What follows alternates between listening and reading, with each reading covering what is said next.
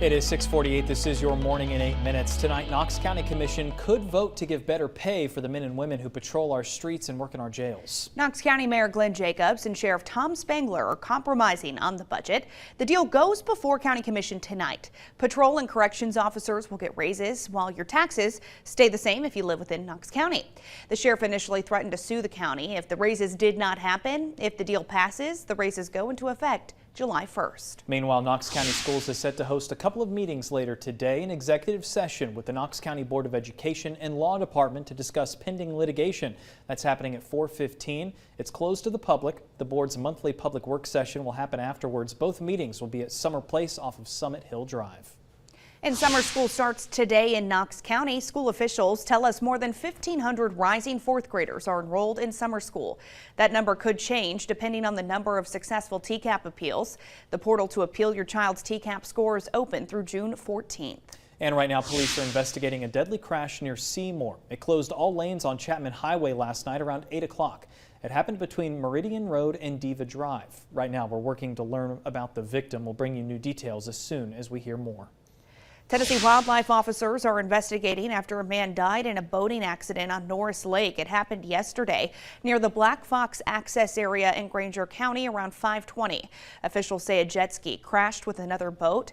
The man on the jet ski died on scene. We're still working to learn the victim's name. The investigation is underway right now.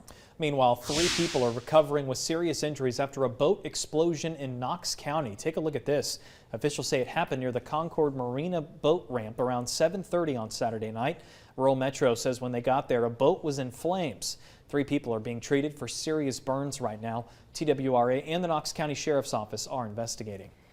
And police are getting a good look at the damage today after that fire at the Green Acres Flea Market along Alcoa Highway destroyed several buildings Saturday. You're taking a live look this morning. No one is hurt, but one Blount County firefighter was overheated.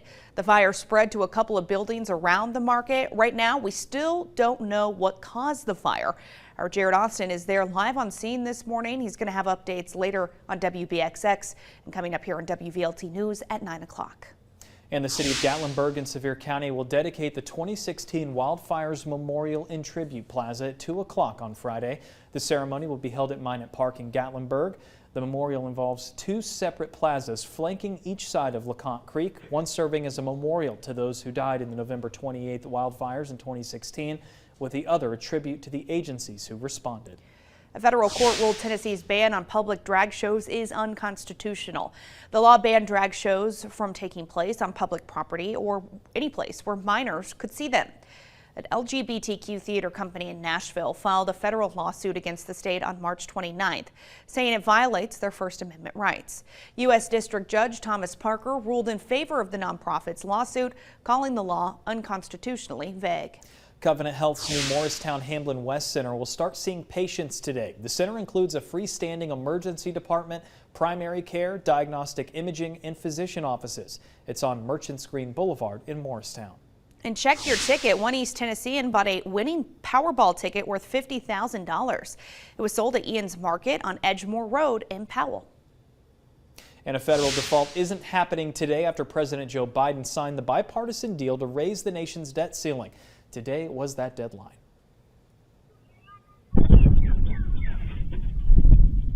And a sonic boom rattled the D.C. area yesterday after F-16 fighter jets scrambled to check out an unresponsive aircraft making an unauthorized flight near the D.C. metro area. That is restricted airspace. The small Cessna crashed in Virginia. President Biden was briefed on the incident late last night. To be clear, officials say the F-16s did not take down the aircraft. We're told that aircraft took off from Elizabethton, Tennessee. And tensions between the U.S. and China over Taiwan after video shows a Chinese warship speeding up, coming within 150 yards of hitting an American missile destroyer transiting the Taiwan Strait. The Chinese ship even called the vessel, ordering it to move or there'd be a collision. The U.S. ship slowed to avoid a crash. It comes after a Chinese fighter jet in the same region flew so close to a U.S. military plane it created turbulence. And a warning if you drive a Lincoln MKC compact SUV. Ford says owners of MKCs made between 2015 and 2016 should park outside. The SUV can catch fire even when the engine is off. The issue stems from a battery monitoring sensor that could get damaged during service. 19 potentially related under-hood fires are reported, most of them in North America. No one is hurt. If you have one of these vehicles, a Lincoln dealership will install the fuse you need for free. What's a guy got to do to join this spider team? Spider-Man Across the Spider-Verse swings into the box office, making more than $120 million in the U.S. opening weekend. It's the second largest opening of the year behind the Super Mario Brothers movie. WVLT is proud to be your official station of the Vols. The Lady Vols can punch their ticket to the final of the Women's College World Series tonight. They beat Oklahoma State in their first elimination game of the Women's College World Series last night. The Lady Vols will take on Florida State tonight in the national semifinals. First pitch is at 7 o'clock on ESPN. They'll play the winner between Oklahoma and Stanford. They play today at noon.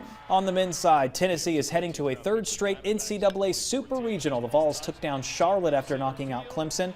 Tennessee could host the Supers this coming weekend as well. We'll know for sure later on tonight. Tennessee will take on either Southern Miss or Pennsylvania for a chance to go to the College World Series in Omaha. It is 6:54. Let's get a look at your first alert traffic with Whitney. Pretty quiet as you get out the door on this Monday morning. Taking a live look at I-40 right around Cherry Street. No issues on those interstates and main roads, but I do want to let you know about some road work that is going to be taking place that could slow you down. On the Gay Street Bridge, they're having the bridge inspection today and tomorrow, both from 9 a.m. to 3 o'clock. One lane and one sidewalk will be closed during this time. You can expect those delays if you're traveling in that direction. And heads up, if you're moving through Sevier County, there's going to be some road work near the spur. This is actually in between the northbound and southbound lanes of the spur on the Gumstand Bridge.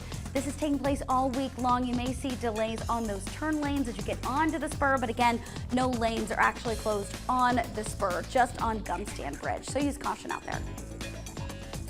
Your first alert forecast with Chief Meteorologist Heather Haley.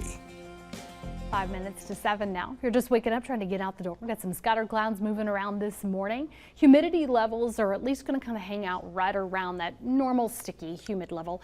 The key here is that the humidity will actually take a hit the next couple of days, which is part of why when a cold front moves in, it's fallen apart a bit, but at least it will leave us with a refreshing feel and a cool down to end the week because we're still hot even with low humidity tomorrow. Then we can shift those winds, start bringing in the cooler plus the drier air midweek into the end of the week. So there's a lot of change we're going to feel as the week goes on. For now, nice and normal, upper 50s to low 60s. Again, we have that fog at the Tennessee, Kentucky, Virginia corner and South Valley.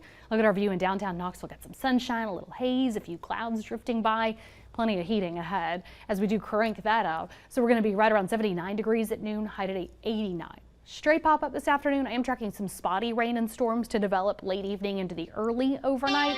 And then again, just a straight pop up tomorrow before that front drops in with a few showers and storms Wednesday to Wednesday night. But it does drop those highs to end the week. And again, that humidity as well. So there's some positive shifts ahead, but we're going to be tracking those pop-ups for you coming up on the CW. Got you covered in that first alert futurecast. Yeah, my yard's already a little crunchy, so I need some. Oh, I've got like actual fissures in my yard. It's so dry. I mean, I'm afraid I'm going to lose a small dog. Just starting to crack and float away on the river. Like, please, just anything. Yeah.